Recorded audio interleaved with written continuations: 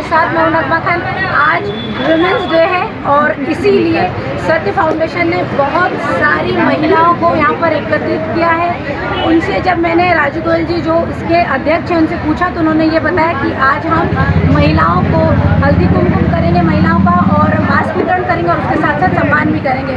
हम भी यही चाहते हैं और सारी जो भी आज इंटरनेशनल वुमेंस डे है और इसी मौके पर आज यहाँ पर इन्होंने एक छोटा सा प्रोग्राम किया, लेकिन जहाँ तक आप देख रहे हैं कि छोटा तो मुझे लग नहीं रहा, काफ़ी औरतें आ चुकी हैं। और आज जो ये कोरोना का दौर चल रहा है इसमें इस कंडीशन में भी बहुत कम लोग थे जो आज इस तरीके के प्रोग्राम कर पाए हैं, इसी वजह से। क्योंकि जो लास्ट ईयर का जो अगर आप देखते हैं 2020 वाला, तो उसी हर जगह तब वुमेंस डे के लोग इकट्ठा हुए थे, लेकिन आज इस तरह की कंडीशन है इसलिए छोटा सा रखा है। फिर भी लेकिन आप देख सकते हैं कि अच्छी खासी महिलाएं एकत्रित हो गई हैं। यहाँ पर मुझे 50 से तो ज़्यादा ही लोग यहाँ पर दिख रहे हैं और मेरा भी आमंत्रण हुआ है, लेकिन मुझे फिर ड्यूटी में आना ही था क्योंकि ये सारे लोग थे, मुझे प्रोग्राम ये करना ही है। और देखते हैं चलिए सिलसिलेवार हम किस तरीके से इस प्रोग्राम का को अंजाम दिया जाता है। आज वुमेंस डे के अवसर पर सत्य फाउंडेशन ने एक प्रोग्राम का आयोजन किया जिसमें उन्होंने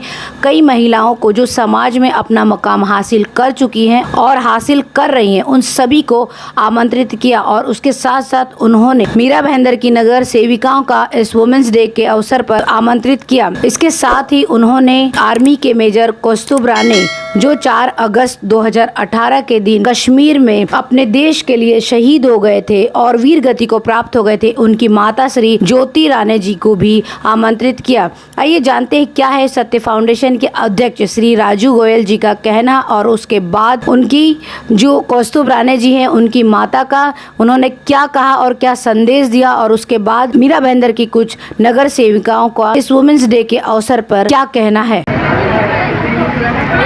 राजू जी, आज वुमेंस डे है, इसमें आपका इतने महिलाओं को आमंत्रित करना का पर्पस क्या था? पहले तो मेरे एनजीओ में तकरीबन 700-750 महिलाएं हैं। लॉकडाउन और कोरोना होने की वजह से सारे लोगों को मैं एकत्रित नहीं कर पाया, इसका मुझे जीवन भर दुख रहेगा।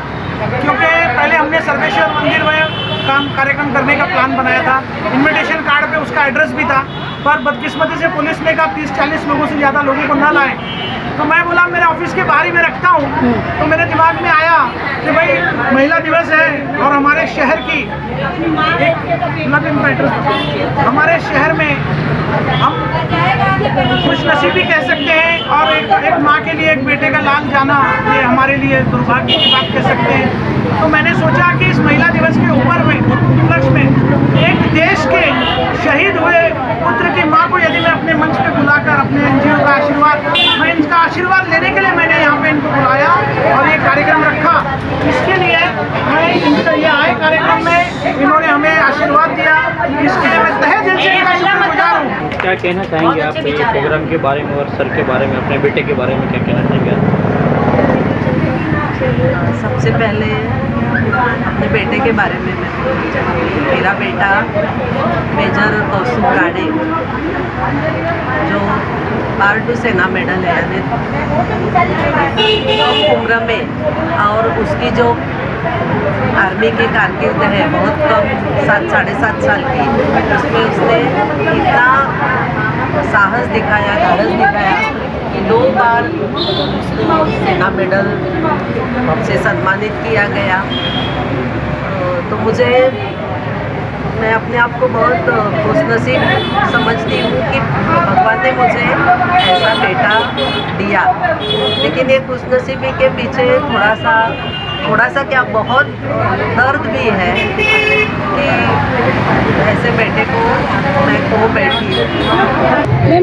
मैं ये जानना चाह रही हूँ और हमारे जो इस माध्यम से जो हमारे दर्शक हैं उनको कि बहुत बड़ी बात है, जो आप तकलीफ़ बर्दाश्त करी वो कोई नहीं कर सकता। जिसका बच्चा खोया है, बेटा जी आपको उनका बेटा जो वीर गति को प्राप्त हुआ है, पहले तो आपने ये फैसला कैसे किया? क्योंकि आज स्कूल बच्चा 10 मिनट के लिए लेट हो जाता है तो माँ ऊपर नीचे हो जाती है। बहुत बड़ी बात है कि आपने उनको आर्मी में भेजा और उसके बाद जब वो शहीद हो गए उसके बाद की जो ज़िंदगी थी बहुत मुश्किल है, आप ही उसको बर्दाश्त कर सकती हैं। आप जैसे जितनी माएँ जिनके बेटे वीर गति को प्राप्त हो जाते हैं, लेकिन मैं उसके बाद भी ये आज आपको इससे ये पूछना चाहती हूँ कि जो हमारी हिंदुस्तानी महिलाएं हैं, माएँ हैं जो खासकर, उनको क्या संदेश देना चाहती हैं?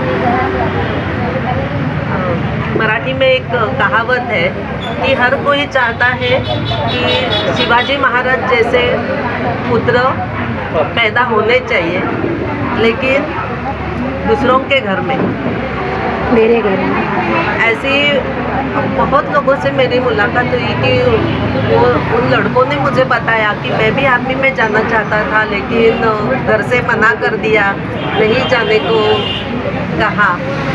तो जब यह फैसला हमारे बेटे का ही था, और आर्मी में जाने का फैसला ऐसा है कि वो खुद को ही लेना है।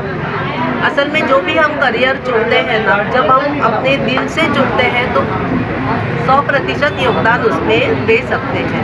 तो जब हमारे बेटे ने हमें कहा कि उसका यह फैसला है, तो ऐसा मेरे मन में बिल्कुल नहीं आया कि नहीं बाबा तू उधर मत जा। उल्टा मुझे बड़ी खुशी हुई कि उसने सबसे अलग, जो सब लोग जिस रास्ते से जाते हैं, तो इसका रास्ता हटके है, इसने अलग रास्ता चुन लिया है। तो इस बात पर मुझे बहुत खुशी हुई।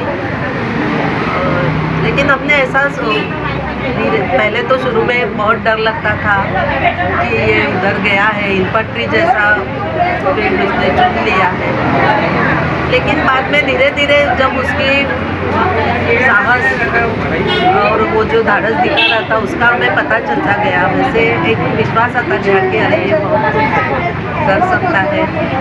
लेकिन दुर्भाग्यवश भगवान ने वो मौका उसे नहीं दिया। शायद उसी का जितने काम के लिए वह आया था, वो काम उससे पूरा हो गया। सत्यकाम फाउंडेशन की तरफ से मैडम आपको आज यहाँ पे बुलाया गया है महिला दिवस पे, क्या कहना चाहेंगे? सबसे पहले तो बहुत बहुत धन्यवाद कि सत्य फाउंडेशन के जो अध्यक्ष हैं हमारे राजू भाई गोहिल जी, उन्होंने महिलाओं के लिए ये महिलाओं का जो ये 8 तारीख का जो दिन है, जो हक का हमारा दिन है, तो उसको सेलिब्रेट करने के लिए यहाँ पर एक कार्यक्रम आयोजित किया, जिसमें हम सभी को सम्मानित किया। उसके लिए मैं बहुत बहुत धन्यवाद व्यक्त करती हूँ। साथ ही में कोरोना के बाद अभी मतलब लोग बाहर जाने लगे हैं, उसके बाद जो कार्यक्रम हो रहे हैं